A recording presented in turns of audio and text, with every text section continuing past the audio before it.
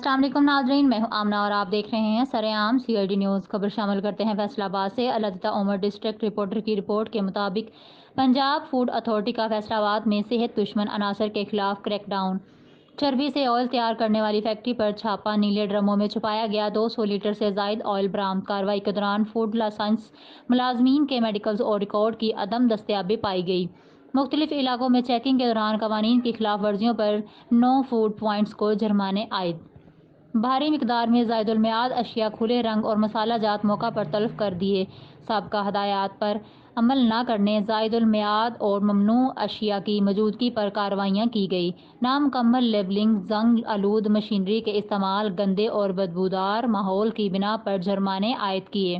جانوروں کی چربی سے تیار کردہ آئل انسانی صحت کے لیے زہر قاتل ہے۔ عوام تک معیاری اور صحت بخش خوراک کی فراہمی پنجاب فوڈ اتھارٹی کی اولین ترجیح ہے۔